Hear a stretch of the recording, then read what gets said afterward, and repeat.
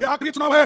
मोदी अगर फिर से आए तो नई चुनाव होंगे, नहीं करने देगा और डिक्टेटरशिप आएगी। क्या पीएम मोदी एक डिक्टेटर हैं? ये दावा किया है बड़ी बड़ी अपोजिशन पार्टीज ने, बड़े न्यूज एंकर्स ने और कुछ यूट्यूबर्स ने। स्वागत है आप सभी का मंथन स्टोरीज पे। मैं चेतन और मेरे साथ मौजूद मेरे मित्र प्रशांत चौधरी। साथियों, आज हम बताना चाह रहे हैं भारत देश की डेमोक्रेसी के बारे में। नमस्कार साथियों, मैं प्रशांत चौधरी। साथियों, आज हम बात करेंगे इंडियन डेमोक्रेसी के बारे में। एक मिनट, क्या सच में देश में डेमोक्रेसी बची है या फिर यहाँ सियासी खेल खेले जा रहे हैं? इसमें जरा सा भी संशय नहीं है कि पॉलिटिकल पार्टीज अपनी पावर का मिसयूज करती हैं। आम जनता सोचती है कि लोगों ने सरकार का चयन किया है, लेकिन ये पूरी तरह से सच नहीं है। इस बात से फर्क नहीं पड़ता कि हम किस पार्टी को वोट दे रहे हैं, क्योंकि अंत में तो पब्लिक का वोट चला जाता है कचरे के डब्बे में। और जिस पार्टी को जैसी सरकार बनानी है, अंत में वो वैसी ही सरकार बनाते हैं, यानी अपनी मनमर्जी की सरकार वो बनाते हैं। साथियों, ये बात हम कोई हवा में बात नहीं कर रहे हैं। हम जानेंगे कुछ नोन फैक्ट्स के थ्रू कि हर पार्टी का काला सच क्या है। एक लीडर जो एक दिन पहले तक उस पार्टी की बुराई कर रहा होता है और अगले दिन वो उसी पार्टी में शामिल होकर उसकी अच्छाई गिनवाने लगता है। साथियों, जुड़े रहिएगा वीडियो के एंड तक। साथियों, सबसे पहले हम बात करेंगे असम के सीएम हेमंत बिस्वा शर्मा जी की, जो 22 साल तक कांग्रेस पार्टी में रहे। उन पर 2013 में सीबीआई जांच बैठी, लेकिन अपोजिशन का कहना था कि इनके बीजेपी ज्वाइन करते ही इनका केस खत्म कर दिया गया। अब इसमें प्रॉब्लम क्या है? खुद कांग्रेस लीडर मल्लिकार्जुन खड़गे जी, जो अब कांग्रेस के फिलहाल देश के अध्यक्ष हैं, उनका कहना यह है कि ये आखिरी चुनाव है। अगर इस बार मोदी फिर से आए तो इसके बाद ना तो चुनाव होंगे और ना ही देश में लोकतंत्र बचेगा। भारत में तानाशाही शुरू हो जाएगी। ये सिर्फ कांग्रेस लीडर्स का ही कहना नहीं है, बल्कि फरवरी में तो खुद प्रधानमंत्री नरेंद्र मोदी ने पार्लियामेंट में ओपनली स्टेटमेंट दिया कि उनकी सरकार का थर्ड आने में ज्यादा से ज्यादा 125 दिन बाकी है। अब हमारी सरकार का तीसरा कार्यकाल भी बहुत दूर नहीं है। एनडीए इस बार 400 पार का नारा दे रही है। इतना कॉन्फिडेंस साथियों आ कहां से रहा? यानी कि उनको पूरा विश्वास है कि तीसरा टर्म हम दोबारा पूरे बहुमत के साथ चुनाव जीत कराएंगे और तीसरा टर्म हमारा ही होगा। अब हमारी सरकार का तीसरा कार्यकाल भी बहुत दूर नहीं है। एनडीए को तो 400 पार करवा ही के रहेगा। साथियों, क्या बीजेपी के पास यानी एनडीए के पास वाकई में कोई मास्टर स्ट्रेटेजी है जिससे वो विपक्ष के नेताओं को अपनी पार्टी में शामिल करके सारे विपक्ष को खत्म कर रही है दिन पर दिन? आखिर वो नेता क्यों अपनी पुरानी पार्टियों को छोड़कर आज बीजेपी में शामिल हो रहे हैं? क्या उन्हें कोई घूस दे रहा है या फिर उन पर वाकई में सेंट्रल एजेंसी के थ्रू दबाव डालकर उन्हें धमकाया जाता है? साथियों, आज हम बात करेंगे डिटेल में कि आखिर बीजेपी की स्ट्रेटेजी ऐसी क्या होती है कि लोग अपनी पुरानी पार्टियों को छोड़कर बीजेपी को अचानक ज्वाइन कर लेते हैं। रिपोर्ट के हिसाब से बीजेपी 3 तरीके से नेताओं को अपने साथ जुड़ने पर मजबूर करती है। लेकिन सवाल यह भी उठता है कि आखिर फिर क्या अपोजिशन पार्टी के लीडर दूध के धुले हुए हैं? उनको क्या जरूरत ऐसी पड़ती है जो अपनी पुरानी पार्टी को छोड़ते हैं और जैसे ही उनके खिलाफ ईडी जांच करती है और बीजेपी ज्वाइन कर लेते हैं? या तो उन्होंने वो काम, वो घोटाले पुराने समय में किए हैं जिससे उनको डर रहता है कि अगर ये घोटाले उजागर हुए तो हमें जेल हो सकती है। ये जो अपोजिशन पार्टी बीजेपी पर आरोप लगा रहे हैं, क्या उन्होंने कारनामे कभी नहीं किए? कांग्रेस, आम आदमी पार्टी हो, टीएमसी हो, शिवसेना और बीजेपी। साथियों, आज हम बात करेंगे कुछ ऐसी चीजों के बारे में जिनको मीडिया वाले आपको सामने कभी रखते ही नहीं है, यानी कि वो आधा सच हमको बताते हैं और आधा हमको कभी बताते ही नहीं है। क्या मीडिया चैनल वाले भी घूस लेते हैं? साथियों, हम बात करेंगे एक आम से ट्रेंड के बारे में जो पिछले 2-3 सालों से देश में चल रहा है। लोग आज मीडिया को मीडिया नहीं मानते, उनको गोदी मीडिया के नाम से पुकारते हैं। क्या मीडिया चैनल वाले वास्तव में घूस लेते हैं या फिर इन पर भी प्रेशर डाला जाता है कि आधी बातों को बताया जाए और आधी बातों को नहीं बताया जाए? केवल उन बातों को बताया जाए जिनमें सरकार की कामयाबी छुपी होती है, यानी कि सरकार ने क्या नहीं किया उनको कोई नहीं बताता है। आज हम इस वीडियो में टोटल बाइस्ड और रियल अपोजिशन सिनेरियो को आपके सामने रखेंगे ताकि आप सब भी समझ सको कि पॉलिटिक्स आखिर है क्या। साथियों, मैं आपको बताना चाहता हूं कि इस वीडियो में हम किसी भी पार्टी के प्रोज या कॉन्स के बारे में नहीं बताएंगे। हम बताएंगे कि हाल फिलहाल में ट्रेंड हमारी इंडियन डेमोक्रेसी में चल क्या रहा है। जैसे कि कुछ ऐसे नेताओं के बारे में जो सालों साल एक अपोजिशन पार्टी की बुराइयां करते रहे और जैसे ही उन दूसरी पार्टी ने जोर दबाव डाला और वो तुरंत दूसरी पार्टी में जाके शामिल हो गए। यानी कि नेता आजकल पूरा वेट करते हैं कि कौन सी पार्टी की सरकार आने वाली है, वो अपनी पुरानी पार्टी को छोड़ देते हैं और नई पार्टी तुरंत ज्वाइन कर लेते हैं। साथियों, क्या इंडिया के करंट पॉलिटिकल सिनेरियो के हिसाब से वाकई डेमोक्रेसी हमारी खतरे में? तो दोस्तों, आपने देखा होगा कि आजकल मीडिया में एक नैरेटिव काफी वायरल हो रहा है कि जल्द ही इंडिया में 1 पार्टी 1 रूल आने वाला है और डेमोक्रेसी खत्म होकर तानाशाही शुरू होने वाली है। साथियों, ये एलिगेशंस आपको ऑलमोस्ट हर अपोजिशन पार्टी से मिल जाएंगे जिसमें वो बीजेपी को नीचा दिखा रहे हैं, जैसे कि अनफेयर तरीकों से उनके नेताओं को चुराना। अगर हम वो सारे नेताओं की हिस्ट्री देखें जिन्होंने भी अपनी पार्टी को छोड़कर बीजेपी ज्वाइन किया है, तो इतना तो समझ में आता है कि बीजेपी को ये लोग 3 वजहों से ज्वाइन कर रहे हैं। पहली वजह है हॉर्स ट्रेडिंग। साथियों, साल 2014 में बीजेपी पार्टी की हिस्ट्री का वो सुनहरा साल था जब बीजेपी एक दशक के बाद फिर से पावर में आई थी, यानी कि रूलिंग पार्टी वो बनी थी। 2014 में साथियों बीजेपी बहुत बड़े बहुमत के साथ जीत करके आई और प्रधानमंत्री श्री नरेंद्र मोदी बने। क्या बीजेपी की जीत की जिम्मेदार सिर्फ और सिर्फ उनकी अच्छी इमेज थी? बीजेपी पर अपोजिशन ने कई बार हॉर्स ट्रेडिंग जैसे इन फेमस टैक्स को यूज करने के आरोप लगाए। हॉर्स ट्रेडिंग का मतलब होता है साथियों दूसरी पार्टी के मेंबर्स को, यानी उनके एमएलए और एमपीज को पैसे या पोजीशन की लालच देकर उन्हें अपनी तरफ अट्रैक्ट करना ताकि वो अपनी पार्टी को छोड़ सके और हमारी पार्टी ज्वाइन कर सके। साथियों, इसे समझाने के लिए मैं आपको 3 बहुत बड़े मिनिस्टर्स के एग्जांपल यहां दूंगा जिससे कि आप आसानी से समझ जाएंगे कि हॉर्स ट्रेडिंग आखिर होती क्या है, इसे कैसे पार्टियां हमारे देश में अपनाती हैं। साथियों, सबसे पहले शुरू करते हैं महाराष्ट्र से। ये है नारायण राणे, जो महाराष्ट्र के सीएम तक रह चुके हैं। उन्होंने शिवसेना के साथ अपने पॉलिटिकल करियर की शुरुआत की थी, पर साथियों 2005 में खुद शिवसेना के सुप्रीम लीडर बाला साहब ठाकरे जी ने नारायण राणे को पार्टी से सस्पेंड कर दिया था और उन्होंने कांग्रेस पार्टी फिर ज्वाइन कर ली थी उसके बाद। जहां पर उनको यकीन दिलाया गया कि 6 महीने के अंदर वो चीफ मिनिस्टर बन सकते हैं और बनाए जाएंगे उनकी पार्टी के द्वारा। लेकिन कांग्रेस ने नारायण राणे जी को 12 साल के इंतजार के बाद भी इन्हें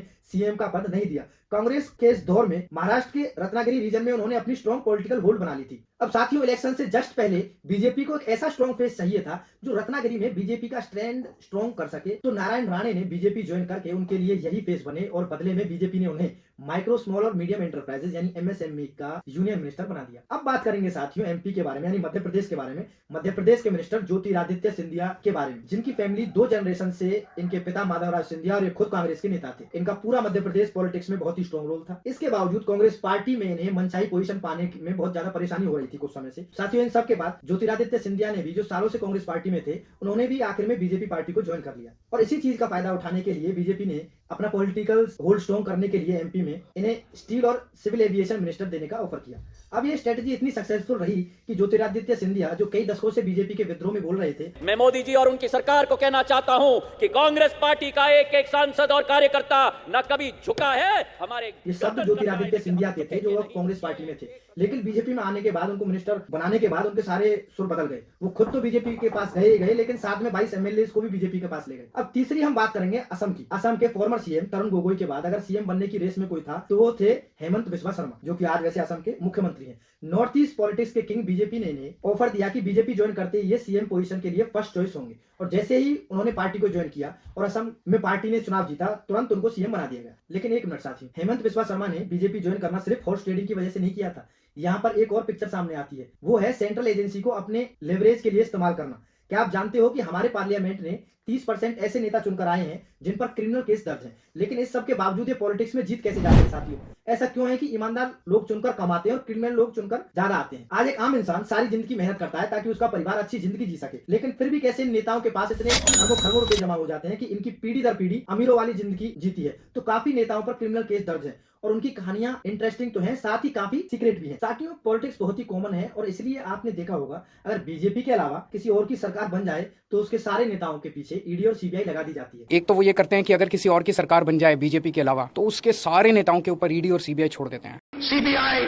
इनकम टैक्स। दूसरी पॉलिटिकल पार्टीज के जो टॉप लीडर हैं, जैसे ममता बनर्जी ने कुछ दिन पहले ही बीजेपी पर इल्जाम लगाया था कि बीजेपी ईडी को एक पॉलिटिकल वेपन की तरह यूज करते हैं। প্রথমে ইডিকে পাঠিয়েছে, তারপরে তার বন্ধু বিজেপি ঢুকেছে ইডিকে সাথে নিয়ে। कांग्रेस ने तो सीधे सीधे ही कह दिया था बीजेपी सेंट्रल एजेंसियों के थ्रू सब विपक्ष को मिटाना चाहती है, क्योंकि काफी केसेस में ऐसा देखने को मिला है कि जिन भी लीडर्स पर सीबीआई या ईडी का केस था, जैसे ही उन्होंने बीजेपी को ज्वाइन किया तो उनके सारे केस धीरे धीरे कम हो गए या फिर कुछ के तो आप कह सकते हैं बिल्कुल खत्म हो गए, यानी उनको क्लीन चिट दे दी गई। अब अपने ऊपर लगे इन सब एलिगेशंस पर बीजेपी का क्या कहना है उस पर भी थोड़ी डिस्कशन करेंगे, जैसे कि आपको सब क्रिस्प एंड क्लियर हो जाए, आपको भी समझ में आ जाए आखिर ये मामला डेमोक्रेसी में चल क्या रहा है। फिलहाल हम हेमंत बिस्वा शर्मा जी पर वापस आते हैं। तो क्या बीजेपी वाकई में ईडी और सीबीआई जैसे सेंट्रल एजेंसीज की हेल्प से लोगों को डराकर धमकाकर अपने पॉलिटिकल स्टैंड को स्ट्रॉन्ग कर रही है? हेमंत बिस्वा शर्मा के केस को थोड़ा सा डिटेल में साथियों और समझते हैं। साथियों, साल 2013 में पूरा भारत शारदा स्कैम की बात कर रहा था। वो स्कैम जिसमें इन्वेस्ट करने वाले लोगों को उनके इन्वेस्ट अमाउंट पर हाई रिटर्न प्रॉमिस किए गए, लेकिन उन सब इन्वेस्टर्स के सारे पैसे डूब गए। इससे हुआ कि लोगों का गुस्सा फूट पड़ा और लोग सड़कों पर आ गए। साथियों, इस स्कैम के बाद कोलकाता की सड़कों पर उतरकर जो भी निवेशक थे यानी इन्वेस्टर्स थे, उन्होंने सड़कों पर उतरकर इसका विरोध किया। यहाँ तक कि स्कैम की वजह से 2 इन्वेस्टर्स ने सुसाइड भी कर लिया था। और हेमंत बिस्वा शर्मा इस पूरे स्कैम के सेंटर में थे, क्योंकि उनके ऊपर ही एलिगेशंस लगे थे कि वो स्कैम में इन्वॉल्व थे, जिसके चलते सीबीआई ने हेमंत शर्मा को अपने ऑफिस बुलाती है। लेकिन 2015 में जैसे ही वो बीजेपी ज्वाइन करते हैं और उन्होंने अपने साथ 9 और कांग्रेसी एमएलए को बीजेपी ज्वाइन करवाया, वैसे ही शारदा स्कैम केस पर 4 सालों तक कोई कार्रवाई नहीं हुई और 2019 में ये केस बंद हो गया। यानी वो सारे एलिगेशन जो हेमंत बिस्वा शर्मा पर कांग्रेस में रहते हुए लगाए गए थे, बीजेपी में उनके आने के बाद 2019 में केस बंद कर दिया गया। ऐसा ही कुछ साथियों देखने को मिला महाराष्ट्र में। महाराष्ट्र में हमेशा ही स्टेट पार्टी यानी कि लोकल पार्टी जैसे कि एनसीपी और शिवसेना का स्ट्रॉन्ग पॉलिटिकल बैकग्राउंड रहा है। आज आप देखोगे कि दोनों पार्टियों के टॉप लीडर्स ने अपनी अपनी पार्टी को छोड़कर बीजेपी को ज्वाइन कर लिया है। नेशनलिस्ट कांग्रेस पार्टी यानी एनसीपी के टॉप लीडर शरद पवार के बाद पार्टी में अजीत पवार ही सबसे टॉप के लीडर रहे थे और अजीत पवार के खिलाफ एक नहीं बल्कि कई घोटालों में इनका इन्वॉल्वमेंट माना जाता है और उसके तहत इनके ऊपर इन्वेस्टिगेशन चल रही थी, जिसमें जो सबसे बड़ा एलिगेशन इनके ऊपर लगा था वो था 70,000 करोड़ का इरिगेशन स्कैम और ये इस केस में बहुत बुरी तरह फंसे थे। लेकिन 2 जुलाई को जैसे ही अजीत पवार ने महाराष्ट्र में बीजेपी और शिवसेना वाली गवर्नमेंट से हाथ मिलाया, वैसे ही तुरंत देवेंद्र फडणवीस जो कि महाराष्ट्र के फॉर्मर सीएम थे, उन्होंने सब कुछ भुलाकर उनके साथ डिप्टी सीएम की चेयर शेयर कर ली। और वहीं एक चीज देखने को मिली कि जनवरी में ईडी ने अजीत पवार को 25 साल पुराने केस में सिर्फ 6 महीने के अंदर ही बरी कर दिया। ऐसा ही कुछ हुआ शिवसेना के प्रताप सरनाइक के साथ। प्रताप महाराष्ट्र के सीएम एकनाथ शिंदे के बहुत क्लोज थे जो कि 2020 में ईडी के निशाने पर थे और बार बार ईडी ऑफिस के चक्कर लगा रहे थे। इनके ऊपर जो इल्जाम था वो था कि इन्होंने 2020 में टॉप्स ग्रुप को एक गवर्नमेंट प्रोजेक्ट देकर 7 करोड़ की रिश्वत ली है, लेकिन 2022 में इनके बीजेपी से जुड़ते ही सिर्फ 2 महीने के बाद इनका केस बंद कर दिया गया और केस को बंद करने पर ईडी के इकोनॉमिक ऑफिसर विंग की तरफ से रीजन बताया गया कि ये सिर्फ एक उनकी गलती थी। फिर यही सेम पैटर्न आपको वेस्ट बंगाल पॉलिटिक्स में भी दिख जाएगा। बात करेंगे शुभेंदु अधिकारी जी, जो कि टीएमसी के फाउंडर मेंबर थे कभी और साथ ही ममता बनर्जी के एसोसिएट थे, यानी कि टीएमसी में उनका कद ममता बनर्जी के बाद आता था। ममता बनर्जी के बाद यदि कोई पार्टी का सबसे बड़ा लीडर था तो शुभेंदु अधिकारी जी थे। नारद स्टिंग केस में इन पर FIR हुआ। Narad sting case basically Narad news के द्वारा 2014 में स्टिंग ऑपरेशन था, जिसके तहत उन्होंने ये शो किया कि शुभेंदु के साथ साथ और 2 से 3 टीएमसी मिनिस्टर एक कंपनी से रिश्वत ले रहे थे। लेकिन इस नारद न्यूज ने स्टिंग ऑपरेशन 2016 के बंगाल इलेक्शन के वक्त पब्लिक किया, जो वीडियो उस समय पूरे देश में वायरल हो गया था और उसी साल की शुरुआत में शुभेंदु अधिकारी को अरेस्ट किया गया था। 2020 में शुभेंदु अधिकारी जी अचानक टीएमसी को छोड़कर इलेक्शन से पहले बीजेपी ज्वाइन कर लेते हैं और 2021 के इलेक्शन में ममता बनर्जी को उन्हीं की सीट से हरा देते हैं। नंदीग्राम सीट जीतकर बीजेपी ज्वाइन करने और ममता बनर्जी को हराने के बाद इनके केस को लेकर भी सब चुप बैठ गए, क्योंकि इनका नारद केस की FIR में नाम ही नहीं था। ऐसा बताया गया कि FIR जब हुई तो शुभेंदु अधिकारी का उसमें नाम ही नहीं था। ममता बनर्जी बीजेपी की इसी चालाकी को देखकर बीजेपी को वॉशिंग मशीन बोल रही थी, जहां घोटाले और क्राइम करने वाले जाते हैं और बेदाग होकर बाहर निकल कर आते हैं। साथियों, अपोजिशन के लीडर्स और देश के कुछ लोगों का ऐसा मानना है कि मोटे तौर पर यह हो रहा है कि बीजेपी अपनी पहली टेक्निक में से पैसे और पोजीशन का लालच देकर दूसरी अपोजिशन के टॉप लीडर्स को अपनी पार्टी का मेंबर बना रहे हैं और अगर वो लीडर्स इसके बाद भी नहीं मानते हैं, यानी पैसे और पोजीशन ऑफर करने के बाद वो नहीं मानते हैं, तो दूसरे तरीके से सेंट्रल एजेंसी की मदद से इन लीडर्स को अपनी पार्टी में आने के लिए फोर्स करते हैं। अब साथियों, बात करेंगे दूसरे पहलू की कि बीजेपी का इन सब पर क्या कहना है कि जो भी कोई अपोजिशन के लीडर घोटाले करते हैं और बाद में बीजेपी ज्वाइन कर लेते हैं और जैसे ही वो बीजेपी ज्वाइन करते हैं तो उनकी सारी जांच बंद हो जाती है और उनको अचानक क्लीन चिट दे दी जाती है। यानी अक्सर ये ऑलमोस्ट सभी नेताओं के साथ हुआ जिन्होंने कांग्रेस या अन्य पार्टियों को छोड़कर इलेक्शन से ठीक पहले बीजेपी को ज्वाइन किया और उन पर लगे जो भी केस थे उन सबको या तो उनको क्लीन चिट दे दी गई या उनको बरी कर दिया गया। इंडिया टुडे के एक इंटरव्यू में बहुत ही बड़े एंकर राजदीप सरदेसाई ने बीजेपी के स्पोक्स पर्सन शहजाद पूनेवाला से एक क्वेश्चन किया कि ऐसा क्यों होता है कि अपोजिशन कैंडिडेट के बीजेपी ज्वाइन करते ही उसके अगेंस्ट जो भी केस हैं उन्हें विड्रॉ कर लिया जाता है या उन्हें बरी कर लिया जाता है। इस पर शहजाद जी ने 2 आर्टिकल्स बताए। पहला आर्टिकल खुद इंडिया टुडे का था, जिसमें ईडी ने बॉम्बे हाई कोर्ट से टॉप्स ग्रुप केस क्लोजर के अगेंस्ट प्ली किया था। प्रताप सरनाइक जब उद्धव सेना में थे, एमवीए की सरकार मतलब उद्धव जी की सरकार थी, उनके ऊपर एक केस चल रहा था। उद्धव जी की सरकार ने मुंबई पुलिस के द्वारा EOW इकोनॉमिक ऑफेंसेस विंग से रिपोर्ट डलवाई कि इनका पूरा केस गलत है, इनके ऊपर कोई केस नहीं है। उनकी सरकार ईडी हाईकोर्ट के सामने खड़ी होकर कहती है कि उस समय जो पुलिस ने रिपोर्ट दी थी वो गलत है, प्रताप सरनाइक पर केस चलेगा। यही मोदी जी की गारंटी है। ED plea in Bombay high court against closure of tops group case by Mumbai police. साथियों, उन्होंने इसके बाद कहा कि जो भी प्रताप सरनाइक के खिलाफ केस चल रहा था उसे मुंबई पुलिस ने उस केस को क्लोज किया था, ना कि ईडी ने, क्योंकि ईडी तो खुद इस केस के क्लोज होने के अगेंस्ट में थी। दूसरी रिपोर्ट थी साथियों हेमंत बिस्वा शर्मा की, जिन्होंने 2015 में बीजेपी को ज्वाइन किया था और 2018 तक सीबीआई उनसे सवाल जवाब कर रही थी। बीजेपी ने कहा कि सीबीआई को 2019 तक भी इनके खिलाफ कोई पुख्ता सबूत नहीं मिले, इसलिए 2019 में सीबीआई ने कहा कि हेमंत जी के खिलाफ कोई भी सबूत नहीं मिले हैं, लेकिन केस अभी भी हेमंत जी के खिलाफ चल रहा है। दूसरी तरफ बीजेपी की तरफ से भी आपको ऐसे मल्टीपल लीडर्स मिलेंगे जो खुद बीजेपी से हैं, फिर भी उन पर ईडी से लेकर सीबीआई तक के केस चल रहे हैं। साथियों, सबसे पहले बात करेंगे लक्ष्मीकांत शर्मा की। लक्ष्मीकांत शर्मा मध्य प्रदेश के एजुकेशन मिनिस्टर थे, वो भी बीजेपी से, जिनके ऊपर एलिगेशन थे कि इन्होंने एजुकेशन डिपार्टमेंट में बहुत घोटाले किए और 2013 में सीबीआई ने इन पर जांच शुरू कर दी थी। उसके बाद आते हैं बीजेपी के एमएलए मोहित कंबोज। इनके खिलाफ 2020 में सीबीआई ने करोड़ों के बैंक फ्रॉड का केस फाइल किया था। इसके बाद बात करेंगे साथियों सूरत के farmer vice president PVS Sharma, जो पहले इनकम टैक्स डिपार्टमेंट में काम करते थे। उन पर भी ईडी ने मनी लॉन्ड्रिंग के केस के चलते रेड करी थी और 500 करोड़ की रिकवरी की थी। अब साथियों, आगे क्वेश्चन ये भी आता है कि अजीत पवार के बीजेपी में आने के बाद से उनके ऊपर जो भी आरोप लगे हैं करप्शन का, उसके ऊपर बीजेपी सरकार कुछ एक्शन लेगी या नहीं लेगी। अब इस पर भी बीजेपी का जवाब आया कि हमारी पार्टी का स्टैंड बिल्कुल क्लियर है, किसी भी नेता पर कोई भी आरोप हो या केस हो वो वैसे ही चलता रहेगा। अगर जुडिशियल प्रोसीडिंग के थ्रू वो गिल्टी पाया जाता है तो उन्हें सजा जरूर मिलेगी। साथियों, इन सब के अलावा बीजेपी सबसे ज्यादा साइकोलॉजिकल माइंडसेट का भी यूज कर रही है। जैसे आम इंसान तो क्या, पॉलिटिकल पार्टीज भी नहीं समझ पा रहे हैं कि बीजेपी साइकोलॉजिकल गेम 2014 इलेक्शन जीतने से पहले ही खेल रही थी। साथियों, उदाहरण के तौर पर अगर मैं आपको बताऊं, यानी सोशल मीडिया के प्लेटफॉर्म पर यदि आप सर्च करोगे तो राहुल गांधी की पॉलिटिकल स्पीच की जगह उन पर बनी हुई मीम्स की वीडियो सामने आएंगी, जिससे कि लोगों के बीच में राहुल गांधी की बेकार इमेज बने और इसके परिणाम हमें देखने को मिल रहे हैं कि उनको कोई पीएम उम्मीदवार के लिए सीरियस लेता ही नहीं। इसके पीछे सबसे बड़ा रोल है बीजेपी का। आपने कई बार देखा होगा कि राहुल गांधी की बात को आउट ऑफ कॉन्टेक्स्ट कहकर उसे मीम की तरह वायरल कर दिया जाता है। आप सबने वो वीडियो और ऑडियो तो सुनी होगी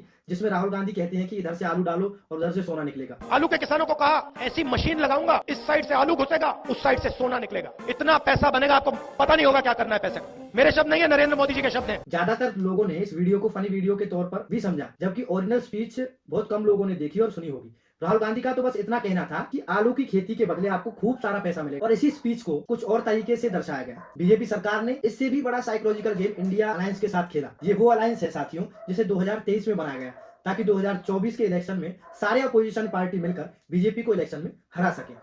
बीजेपी को हराने के लिए इस अलायंस में इंडिया की ऑलमोस्ट हर मेजर पॉलिटिकल पार्टी एक साथ जुड़ी थी, और इन्हीं पार्टी में से एक सबसे बड़े इंडिया अलायंस के जो फाउंडर थे वो थे नीतीश कुमार जी, जो कि बिहार के इस समय मुख्यमंत्री हैं, जिन्हें इस पूरे अलायंस का मास्टरमाइंड तक बताया जा रहा था। बीजेपी ने बड़े स्मार्टली तरीके से अपने फर्स्ट टैक्टिक्स का इस्तेमाल करके नीतीश कुमार को ही अपनी तरफ कर लिया, और इसका साइकोलॉजिकल इंपैक्ट ये हुआ कि मास्टरमाइंड के पार्टी बदलते ही अब इस अलायंस में कोई रहना ही नहीं चाहता था साथियों। इनफैक्ट नीतीश कुमार के बाद आम आदमी पार्टी और टीएमसी पार्टी यानी कि केजरीवाल की पार्टी और ममता बनर्जी की पार्टी ने भी इंडिया अलायंस को छोड़ दिया। यानी बीजेपी ने इलेक्शन शुरू होने से पहले ही अपने अपोजिशन को बिना टच किए साइकोलॉजिकल तरीके से मात दे दी, और ये जीत 2024 के इलेक्शन में इनके लिए काफी फायदेमंद साबित होगी। बीजेपी की यही टैक्टिक्स बनी रही तो वो दिन दूर नहीं जब देश में सिंगल पार्टी सिस्टम होगा। लेकिन जैसे कि मैंने आपको पहले बताया कि इस चीज पर हम बात करेंगे कि बीजेपी अकेली पार्टी नहीं है जो इन टैक्टिक्स को यूज करती रही है। साथियों, पहले भी और पार्टियां ऐसी टैक्टिक्स को यूज करती आई है। सरकार बनाने के लिए पार्टी किसी भी हद तक साथियों जा सकती है। हमारे हिसाब से हर पॉलिटिकल पार्टी ने इस टाइप के टैक्टिक्स को पावर में बने रहने के लिए यूज कर चुकी है। साथियों, ऐसी ही कुछ पॉलिटिक्स हमारे देश के किसानों के साथ भी खेली जा रही है।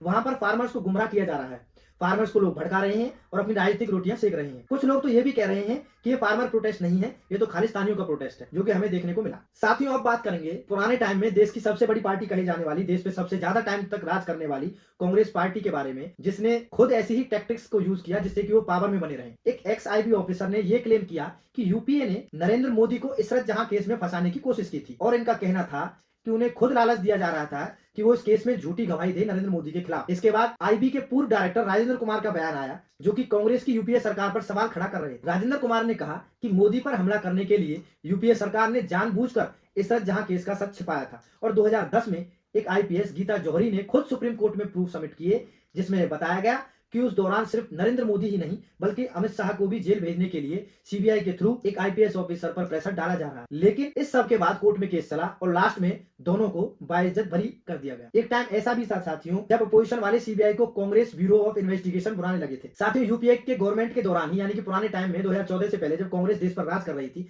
आज कांग्रेस की क्लोज बनने वाली ममता बनर्जी ने एक टाइम पर कांग्रेस को उनके अगेंस्ट सीबीआई को यूज करने का आरोप लगाया था, क्योंकि ममता जी के हिसाब से कांग्रेस सीपीआईएम पार्टी के साथ मिलकर उनकी सरकार गिराना चाहती थी। अगर बात करें ममता बनर्जी की, तो उनका भी बिल्कुल सेम ही हिसाब है। उन्होंने बंगाल की पुलिस को वहां के अपोजिशन लीडर शुभेंदु अधिकारी, जो खुद टीएमसी के बहुत बड़े लीडर थे, उनके खिलाफ प्रोटेस्ट कर रहे थे, उन्हें अरेस्ट करवाकर जेल भिजवा दिया था। अब ऐसा ही सेम केस दिल्ली में भी आपको देखने को मिल जाएंगे, जब आम आदमी पार्टी ने उनके खिलाफ सबसे बड़े अपोजिशन यानी बीजेपी के लीडर तजिंदर बग्गा को पंजाब पुलिस से अरेस्ट करवाया था। और पुराने टाइम में जब महाराष्ट्र में भी अपोजिशन पार्टी विकास अघाड़ी की गवर्नमेंट थी, तब उन्होंने भी बीजेपी के लीडर देवेंद्र फडणवीस का पुलिस के द्वारा फोन टेप करवाया और उन पर केस फाइल किया। साथियों, इंडियन पॉलिटिक्स में पावर का मिसयूज तो भारत के आजाद होने के सिर्फ 4 साल बाद ही शुरू हो गया था, जब भारत के पहले प्रधानमंत्री श्री जवाहरलाल नेहरू ने पंजाब में रूल कर रही गोपीचंद भार्गव की गवर्नमेंट को बर्खास्त कर दिया गया था। वो भी सिर्फ इसलिए क्योंकि नेहरू जी की गोपीचंद जी से बनती नहीं। गोपीचंद भार्गव उन्हीं की पार्टी कांग्रेस के पहले मेंबर थे। साथियों, यही सेम चीज केरला में रूल कर रही सीपीआई गवर्नमेंट के साथ भी हुआ था। इस बार स्टेट की गवर्नमेंट को गिराने का मास्टरमाइंड कोई और नहीं बल्कि न्यूली कांग्रेस पार्टी को ज्वाइन करने वाली स्वयं इंदिरा गांधी थी। अब जब बिना पावर में ही उन्होंने केरला की गवर्नमेंट को डिसमिस कर दिया था, साथियों आप मानोगे नहीं, पावर में आते ही इंदिरा गांधी जी ने सबसे पहले अपने अपोजिशन पार्टी के लीडर बाबू भाई पटेल गुजरात की गवर्नमेंट को गिरा दिया था, और फिर आंध्र प्रदेश के सीएम एनटी रामाराव को यूएस अपना इलाज कराने गए थे,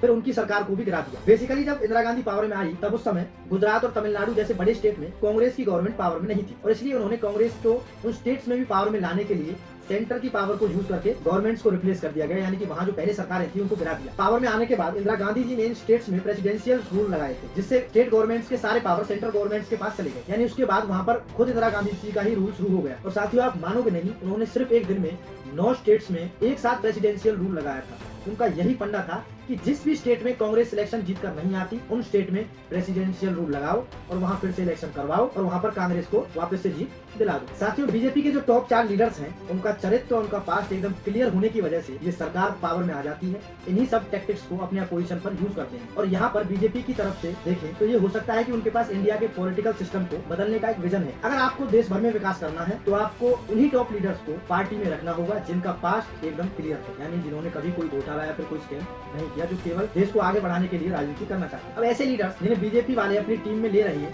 क्या वो बीजेपी में आकर करप्शन में इन्वॉल्व हो रहे हैं या फिर उन्हीं राज्यों में सही में डेवलपमेंट तो हो रही है। साथियों, वो लीडर्स अगर आगे चलकर आपको ऐसा लगता है कि डेवलपमेंट उन राज्यों में हो रही है और वो लीडर्स सुधर गए हैं, ऐसा कोई करप्शन दोबारा नहीं कर रहे हैं, तो कह सकते हैं कि बीजेपी का भारत को बेहतर बनाने का विजन, ऐसा हम मान सकते हैं। तो अब आप ही बताइए साथियों कि देश में डेमोक्रेसी चल रही है या कॉन्स्पिरेसी का नंगा नाश हो रहा है, क्योंकि पावर में आने के बाद हर पार्टी अपनी तानाशाही चलाने लगती है, चाहे वो बीजेपी हो, कांग्रेस हो या देश में रूल करने वाली वहाँ की स्टेट गवर्नमेंट हो, यानी लोकल पार्टी के लीडर्स हो। तो साथियों, आपने देखा हमने इस वीडियो के माध्यम से अपना ओपिनियन दिया है। हम ना ही किसी पार्टी का फेवर कर रहे हैं और ना ही हम किसी पार्टी का विरोध कर रहे हैं। तो साथियों, हम उन राजनेताओं की बात कर रहे हैं जो इंडिया की डेमोक्रेसी को गंदा कर रहे हैं। तो साथियों, ऐसे गंदे राजनेताओं को राजनीति करने का हक है जो हमारे भारत देश की डेमोक्रेसी को गंदा कर रहे हैं, खराब कर रहे हैं। ये वीडियो आपको पसंद आई हो तो ज्यादा से ज्यादा कमेंट करें और अपना ओपिनियन भी हमारे साथ शेयर करें कि गंदे राजनेताओं को राजनीति करनी चाहिए। हमारे साथ अपना रिव्यू शेयर करें। धन्यवाद साथियों, जय हिंद, जय भारत।